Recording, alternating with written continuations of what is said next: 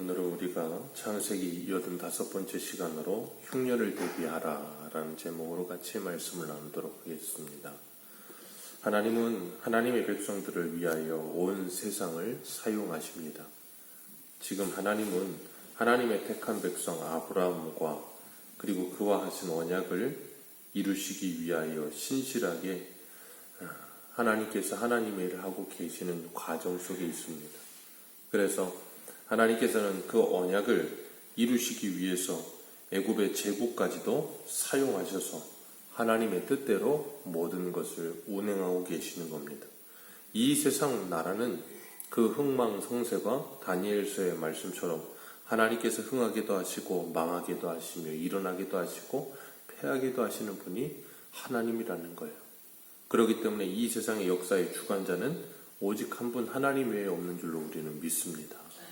그리고 그 모든 역사를 주관하시는 하나님께서는 하나님의 백성들을 그 중심에 두고 하나님의 백성들을 위해 그 모든 일을 진행해 가신다는 거예요.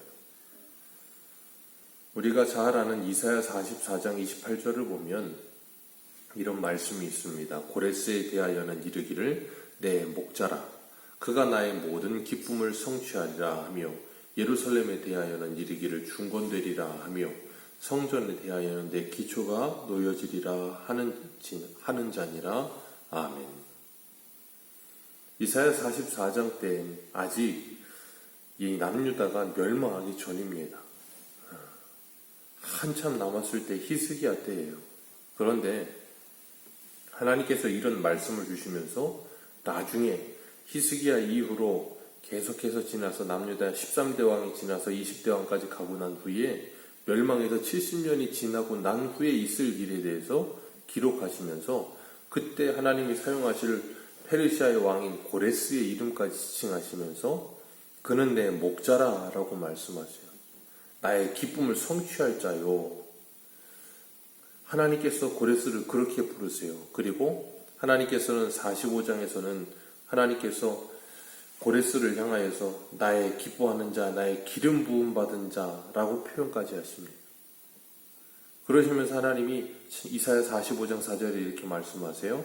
내가 나의 종 야곱, 내가 택한 자 이스라엘 곧 너를 위하여 내 이름을 불러. 너는 나를 알지 못하였을지라도 내게 칭호를 주었노라. 나는 여호와라 나 외에 다른 이가 없나니 나밖에 신이 없느니라. 너는 나를 알지 못하였을지라도 나는 내 띠를 동일 것이요 해 뜨는 곳에서든지 지는 곳에서든지 나밖에 다른 이가 없는 줄을 알게 하리라. 나 여호와라 다른 이가 없느니라. 아멘. 고레스는 하나님을 알지도 못한다는 거예요. 그런데 하나님께서는 고레스를 사용하셔서 하나님의 백성들 야곱, 이스라엘을 위하여 그를 사용하시겠다라고 말씀하세요. 하나님께서 페르시아를 들어서 70년이 바벨론 포로 70년이 끝나고 이스라엘 백성들이 돌아올 때 고레스를 사용하셔서 돌아오게 하시겠다는 거예요. 그리고 하나님께서는 남유다를 때리실 때도 바벨론이라고 하는 막대기를 사용하셔서 이스라엘을 징계하시고 그 바벨론의 느부갓네살을 사용하셔서 남유다가 멸망하게 하십니다. 그리고 그 느부갓네살에게 하나님이 꿈을 주세요. 하나님의 꿈을 주시면서 어떤 신상이 일어나고 사람의 손으로 뜨지 아니한 돌이 일어나서 그 신상을 쳐서 그게 무너져 내리고 그리고 하늘까지 닿은 나무가 있고 그런 꿈들을 통해서 하나님께서 사실 하나님의 일을 느부갓네살에게 꾸게 하셨어요.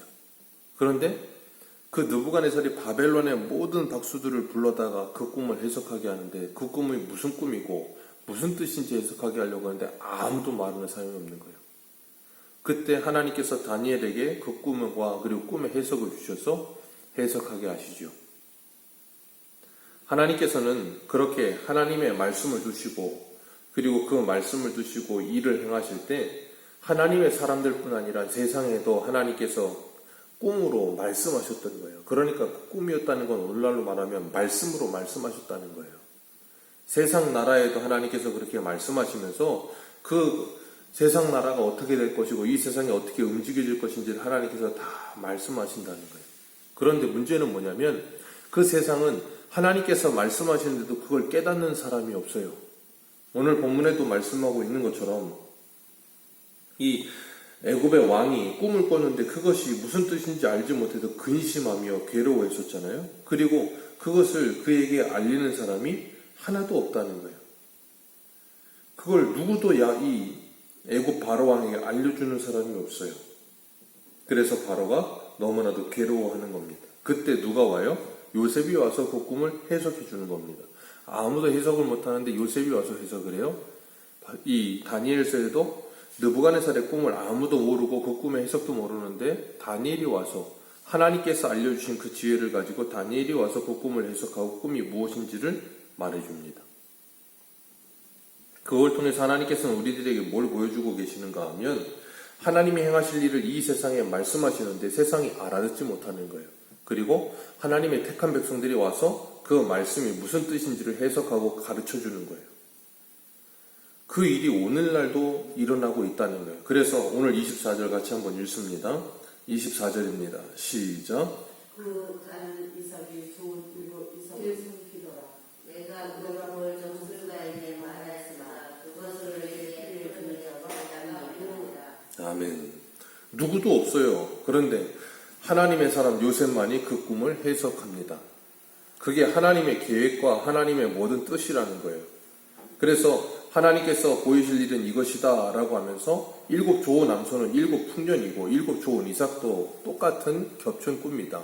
그리고 이 파리하고 흉측한 그 암소와 그리고 말라버린 그 가지도 말라버린 이삭도 7 흉년이다. 그것이 같은 꿈이고 겹쳐지는 것이다 라고 이야기하면서 뭐라 그러냐면 앞으로 7년 동안 큰 풍년이 있을 것인데 문제는 뭐냐면 그 7년 큰 풍년이 지나고 나면 7년 심한 흉년이 올 거라는 거예요. 근데 그 흉년이 너무 심해서 앞에 7년 흉년을 생각지도 못할 만큼 너무나도 괴롭고 힘든 흉년이 될 거랍니다.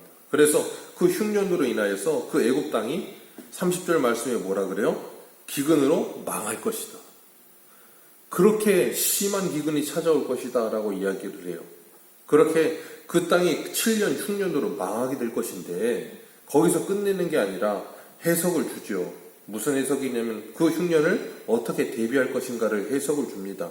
그래서 요셉이 말하기를 왕은 명철하고 지혜 있는 사람을 택하여 애굽 땅을 다스리게 하소서.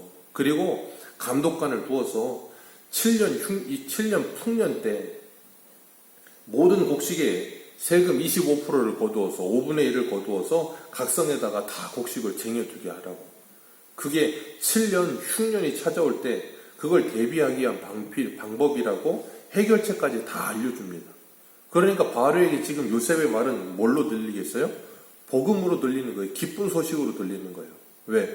바로의 꿈을 해석하는 사람은 아무도 없어서 그 꿈 때문에 너무 괴롭고 근심하고 힘든데 꿈이 무엇인지 밝히 알려주고 그리고 그 해석이 뭔지와 함께 해석의 해결책까지도 다 알려주는 거예요. 그러니까 바로에게는 요셉이 완전 귀인이죠. 얼마나 좋겠습니까? 그것이 바로 오늘날 하나님의 백성들이 이 세상을 살아가는 모습과 같다는 거예요. 이 세상의 사람들은 이 세상이 어떻게 될지 그리고 앞날이 어떻게 될지 아무도 모른다는 거예요. 그러는 가운데 우리가 가서 뭐예요? 하나님의 말씀을 전하는 거예요. 이 세상은 이렇게 될 것이고 그렇기 때문에 이런 세상 속에서 우리는 어떻게 살아야 하는가? 그게 계시록이잖아요.